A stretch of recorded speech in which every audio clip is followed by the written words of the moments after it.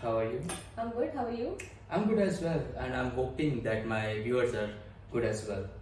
So basically, we this is our first segment, and we are here for talking about number of different things. We are going to talk about opportunities and how to get those opportunities, and what are the myths related to those opportunities that we think it is there, but those are not actually. Those are myths. And related to that thing, today we are having our first guest over here, that is Anjali. Anjali, please let our viewer know about something about you. Yes, as you know, my name is Anjali Kumari and I'm running a IT company, Coding Solution. I'm doing all this freelancing from last 3 years. That's all I think. That's great. So 3 years journey, full of ups and downs, definitely. Definitely. We'll be talking about it for sure. For sure. And basically, guys, Anjali is over here as a SME, subject matter expert for freelancing topic, and we'll be talking about that today. That what freelancing is, what are the things related to that important one, what are the risks involved into it, and what are the benefits that freelancers get what others can't. Yes, right. So talking about that thing, the first thing that I guess people would be wanting to know, those who don't know about freelancing, what is it actually? Basically, freelancing is a term where like you provide your services without any typical, time frame or the budget, because in corporate you have a like time frame, like this is the time frame, this is the budget you have to do in this, but in this you are free to work, you are free to code your time and your budget. So this is all freelancing. Okay, and how someone can get started with the freelancing, that I want to know, but before that, tell me about your journey about in the freelancing and that thing. Yeah, basically, I have started my freelancing journey as 3 years ago in the COVID, when it was the MBA second year. We all have to do nothing in the COVID, sitting at home. So I met my one of friend. He told me that that time I first time heard that term freelancing. So just curious to know like what is the thing, how we can do. So I've just tried out to do the things basically. Okay, so you started just 3 years ago. Yes. And if you don't mind, can you just roughly tell, have you been working with the 2 figures of number of client or 3 figures? In very starting, like budget was not there was not typical budget for me. I was just like I must need to get my first client, and my first client I would like mention here that will be like $200 with Shopify website. That was my first client. That's great. Like $200 for any student would be a lot of amount actually. Yeah. People would have get excited, but before that excitement, there are a number of risks involved into it. We'll be talking about that, guys, for sure. And what are the those actual key things someone should start or should keep an eye on to start over. So, are there particular skills that someone should be carrying to start over with the freelancing? No, that not that particular skills. Like if I'm saying that anyone can be a freelancer, if I can do, then anyone can do. I think so, because there is not any typical skills or something. You just need to find out like what capabilities you have. You can do anything in freelance journey. Okay, how about soft skills like communication, management, design thinking? Are they necessary to become a freelancer? Yes, communication is the main thing which plays a very dominant role in this. Because if you can't communicate with your client will not be impressed from you, and you can't get your project even you are too professional in your work. What were your USP at that time when you started with themes? I was a MBA student, marketing IT, so I love to do the public speaking and all these things. So I just tried out the things, but I know I'm good at client pitching and that time, because I was just doing little stuff. So I just do that things which I'm in good. Okay, so counting on these things, I also got one more question in my mind that probably is one of the myth or maybe the reality that you can clear out. Is it possible? Is it mandatory that only IT people can become freelancer? That I have seen number of programmers, designer, and those coding people doing freelancing, and they talk about that a lot. Is it necessary to be a IT person only? Not at all basically, because more people, I also in my peers, like they are here to see, like only IT professionals can be a freelancer, they can do more in freelancing, but no, in every domain you can start your freelancing journey. There are a number of domains like HR, VA, social media management, content writing, copywriting, SEO, and there are a number of things. Digital marketing is one of the term in which you can explore. You just need to see that you are good in like copywriting or the like content writing or the like social media handling. Just figure out and start it. That's great. Actually, I didn't know that thing. Probably people watching us were having this kind of myth in their mind, but I guess they would be able to feel more confident about being into freelancing, even they are not into IT. Talking about the same, what was the starting point when you started with the freelancing things? Like, what was the key first thing that you did when you started, when you thought that okay, I want to be a freelancer? Basically, that is not you can not just not a degree. Basically, you must have to do your bachelor's, then you can do the master. This is not a degree. You need to just start. Like if you are like you can start after this video as well. Just go and explore like what are your capabilities. Just start it out. There is nothing like you must have to this skill. You must have this skill. You must have this expertise. Whatever you are good, just start it. Okay. And is there a particular platform for following? There are a number of platforms basically. Upwork, Freelancer, Fiverr, and the People Per Hour Guru, like number of platforms. If you search on the Google, you will see that they are providing freelancing services to their freelancer and the clients. Basically, they are working as a mediator for both of them. Okay, and do they charge anything, or it is just a communication platform only? No, they charge basically if they are providing you the platform to work, to find the clients, to work with them. There are number of security, payment security, number of things there are which you can see on their platforms. There are different charges for the different platforms. You just said about the security. How secure these platforms are, and how a person can get money out of it? Okay, so like this is very important term. I think we should clear all our viewers, because when you do the freelancing, most of people think that if I'm doing your work, then how much security is that you will pay for me?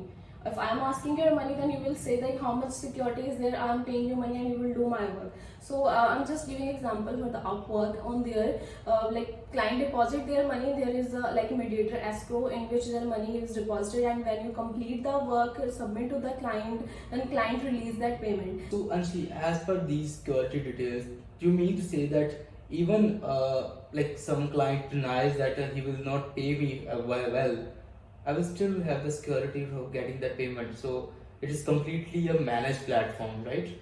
For sure, yes, it is completely a managed and completely payment secured shield platform where you can't it's something like you will not get your payment after the work. There is nothing. Okay, so apart from that thing, you told me that you have been running a company, coding solution, that particular deals on these platforms. So what are the different services that you have been providing? Basically, in our company, we are providing web development, digital marketing, and the software development. These are the like different services from the different domains. We have the team for the different domains in there. Okay, talking about the team, I also get the word peer in my mind. What is the role of peers in the decision of becoming a freelancer? It matters a lot. If you listen to them, then like it matters to you, like up to you what you consume from them and what you listen to them. I simply ignores my peers decision, because that don't matter to me. Yeah, my parents were supportive to me. They told me like whatever is good for you, you can do. When I have started, I have not tell my parents what I am doing. I was just on the laptop. But from my peers, like my teachers, my friends, they were like, do some government preparation and all these things, because they are more secure. But no, I was like, I have to do some challenging things. That's nice. So even like normally we just think about private sector and then the government sector we're working on, and then there are entrepreneurs. So apart from these three things, there is freelancing as well. And as if I have heard, there are people who don't even consider freelancing as a regular or a stable career option. What's your opinion on that one? Yes, it is a very familiar question. If you search that, people are thinking if they will quit their job, and they need to like quit their job to start the freelancing. But there's nothing like you can start the freelancing side by side, and then if you find out like, the more clients or the capabilities in that, you can go with the full time. And in full time, you can explore more, or even you can earn more with your regular job. Oh, that's great. And talking about the same, you said that you're having a team with you. If someone is just working on sole basis as a just an individual freelancer, what are the growth options it is having? Like how he can suppose, or he or she can suppose that he will be growing in the future. Okay, like as we are discussing, like freelancing is an option of your career. As I was passionate to do something for I want to start my company, or I want to do some this thing. So if you want to just be like a solo freelancer or something, you just need to you can get big clients. You must have your own schedule. You can have a properly work-life balance. Whenever you have your mind, you can schedule your work. Something like that's very flexible, you can say, in freelancing. Flexibility. People just Yes. go. People are crazy about being flexible because even in the COVID era, when people were working from home, they are not now want to go back to the office. They want the Yeah, flexibility. right. Is it the reason that why the freelancing has got boomed in the entire COVID time?